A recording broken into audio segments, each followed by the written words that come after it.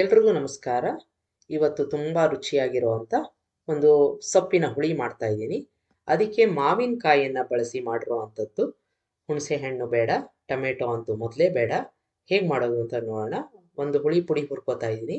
ಕಡಲೆಬೇಳೆ, ಉದ್ದಿನಬೇಳೆ, ಕೊತ್ತಂಬರಿ ಬೀಜ, ಮೆಣಸು, ಮೆಂತ್ಯ ಇವೆಲ್ಲವನ್ನು ಹಾಕ್ಕೊಂಡು ಒಂದು 2 ಇಂಚಿನಷ್ಟು ದಾಲ್ಚಿನ್ನಿ ಹಾಕ್ಕೊಂಡು ಒಳ್ಳೆ ಪರಿಮಳ ಬರೋ ತನಕ ಸಣ್ಣ ಊರಿನಲ್ಲಿ ಒಂದು ದಪ್ಪ ತಳದ ಪಾತ್ರೆ ಇಟ್ಕೊಂಡು ಹುರ್ಕೋಬೇಕು.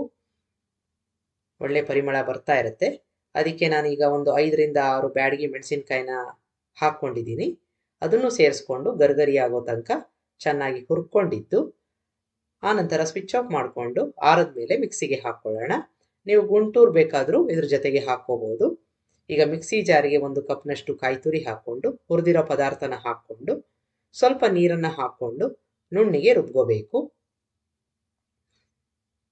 ಈ ಒಂದು ಹುಳಿ ಪುಡಿ ರೆಡಿ ಆಯಿತು. ಅಷ್ಟೊತ್ತಿಗೆ ಒಂದು ಕುಕ್ಕರಲ್ಲಿ ತೊಗರಿಬೇಳೆ, ಇಲ್ಲಿ ಹಲಸಂದೆ ಕಾಳನ್ನ ನೆನೆಸ್ಕೊಂಡು ಹಾಕ್ಕೊಂಡಿದ್ದೀನಿ. ಚೆನ್ನಾಗಿ ತೊಳ್ಕೊಂಡು ಬೇಯಿಸ್ಕೊಂಡ್ಬಿಡೋಣ. ಈಗ ಸ್ವಲ್ಪ ಎಣ್ಣೆನ ಹಾಕ್ಕೊಂಡು ಮೆತ್ತಗಾಗೋ ತನಕ ಬೇಯಿಸ್ಕೊಂಡು ಇಟ್ಕೋಬೇಕು. ಈಗ ಒಂದು ಪಾತ್ರೆಗೆ ಎಣ್ಣೆ ಹಾಕ್ಕೊಂಡಿದ್ದೀನಿ. ಸಾಸಿವೆ ಹಾಕ್ಕೋತಾ ಇದ್ದೀನಿ. ಚೆನ್ನಾಗಿ ಚಟಪಟ ಅನ್ನಬೇಕು. ನಾನು ಮೊದಲೇ ಹೇಳಿದಾಗೆ ಇಲ್ಲಿ ನಾನು ಟೊಮೆಟೊ ಅಥವಾ ಹುಣಸೆ ಹಣ್ಣನ್ನು ಬಳಸಿಲ್ಲ.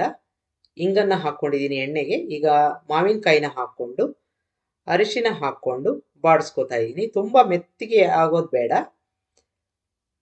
1 ನಿಮಿಷ ಬಾಡಿಸ್ಕೊಂಡಾದ್ಮೇಲೆ ದಂಟಿನ ಸೊಪ್ಪನ್ನು ಚೆನ್ನಾಗಿ ತೊಳೆದು ಹೆಚ್ಕೊಂಡಿರೋ ಅಂಥದ್ದನ್ನು ಹಾಕ್ಕೊಂಡು ಆ ಎಣ್ಣೆಯಲ್ಲಿ ಬಾಡಿಸ್ಕೋಬೇಕು. ಕುಗ್ಗತ್ತೆ, ಅದ್ರ ಜೊತೆಗೆ ಬೇಯತ್ತೆ ಕೂಡ. ನೋಡಿ, ಈಗ ಚೆನ್ನಾಗಿ ಕುಗ್ಗಿದೆ. ಇದಕ್ಕೆ ನಾವು ಈಗಾಗಲೇ ರುಬ್ಕೊಂಡಿರೋ ಒಂದು ಮಸಾಲೆ ಪೇಸ್ಟನ್ನು ಹಾಕ್ಕೊಂಡು ಸ್ವಲ್ಪ ನೀರನ್ನು ಹಾಕ್ಕೊಂಡು ಮಿಕ್ಸ್ ಮಾಡಿಕೊಂಡು ಕುದಿಸ್ಕೋಬೇಕು. ಈ ರೀತಿಯಾಗಿ ಮಾಡಿ ತುಂಬ ಚೆನ್ನಾಗಿರುತ್ತೆ. ಮಾವಿನಕಾಯಿ ಚೂರು ಅಲ್ಲೊಂದು ಇಲ್ಲೊಂದು ಸಿಗ್ತಾ ಇರುತ್ತೆ. ಈಗ ರುಚಿಗೆ ತಕ್ಕಷ್ಟು ಉಪ್ಪನ್ನು ಹಾಕ್ಕೊಂಡಿದ್ದೀನಿ, ಬೆಲ್ಲ ಹಾಕ್ಕೋತಾ ಇದ್ದೀನಿ. ಎಲ್ಲವನ್ನು ಮಿಕ್ಸ್ ಮಾಡಿಕೊಂಡು ಕುದಿಸ್ಕೊಳ್ಳೋಣ. ಹುಳಿ ಯಾವಾಗಲೂ ಸ್ವಲ್ಪ ಗಟ್ಟಿಯಾಗಿರಬೇಕು, ಹಾಗಾಗಿ ನೀರನ್ನು ನೋಡಿಕೊಂಡು ಹಾಕ್ಕೋಬೇಕು. ಈಗ ಚೆನ್ನಾಗಿ ಕುದೀತಾ ಇದೆ. ಇದಕ್ಕೆ ಈಗಾಗಲೇ ಬೆಂದಿರೋ ಅಂಥ ಬೇಳೆನ ಹಾಕ್ಕೊಂಡು ಸ್ವಲ್ಪ ನೀರನ್ನು ಸಹ ಹಾಕ್ಕೊಂಡು ಮಿಕ್ಸ್ ಮಾಡ್ಕೊಂಬಿಡೋಣ.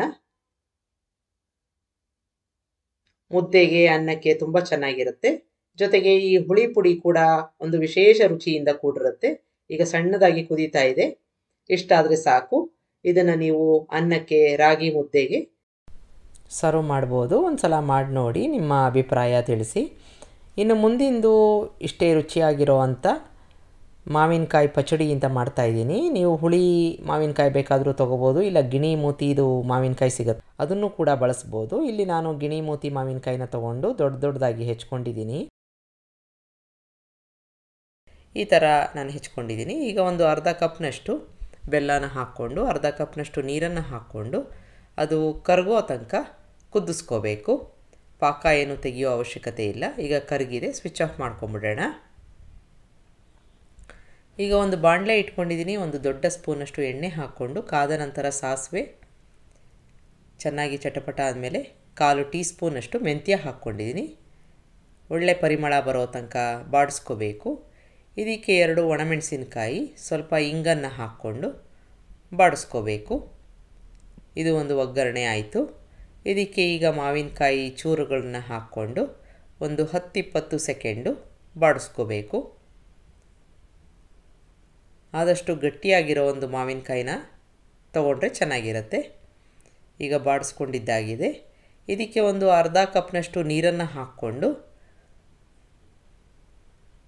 ಬೇಯಿಸ್ಕೊಳ್ಳೋಣ. ಒಂದು ಅರ್ಧ ನಿಮಿಷ ಅಥವಾ 1 ನಿಮಿಷ ಆದರೆ ಸಾಕು. ಇದಕ್ಕೆ ನಾವೀಗಾಗಲೇ ಕರಗಿಸ್ಕೊಂಡಿರೋ ಬೆಲ್ಲದ ನೀರನ್ನು ಹಾಕ್ಕೊಂಡು ಇದಕ್ಕೆ ಅರಿಶಿನ, ಕಾಶ್ಮೀರಿ ರೆಡ್ ಚಿಲ್ಲಿ ಪೌಡರು ಅಥವಾ ಬ್ಯಾಡಗಿ ಮೆಣಸಿನ್ಕಾಯಿದು ಪುಡಿ, ರುಚಿಗೆ ತಕ್ಕಷ್ಟು ಉಪ್ಪನ್ನು ಹಾಕ್ಕೊಂಡು ಮಿಕ್ಸ್ ಮಾಡ್ಕೋತಾ ಇದ್ದೀನಿ. ಹುರಿದು ಪುಡಿ ಮಾಡಿರೋ ಜೀರಿಗೆ ಪುಡಿನ ಹಾಕ್ಕೊಂಡು ಮಿಕ್ಸ್ ಮಾಡಿಕೊಂಡು ಸುಮಾರು 1 ನಿಮಿಷ ಕಾಲ ಇದನ್ನು ಕುದಿಸ್ಕೋಬೇಕು. ಮುಚ್ಚಳ ಮುಚ್ಚಿ ಕುದಿಸ್ಕೋತಾ ಇದ್ದೀನಿ. ಈಗ ಚೆನ್ನಾಗಿ ಕುದೀತಾ ಇದೆ. ಕ್ರಮೇಣ ಅದು ಸ್ವಲ್ಪ ಗಟ್ಟಿಯಾಗುತ್ತೆ.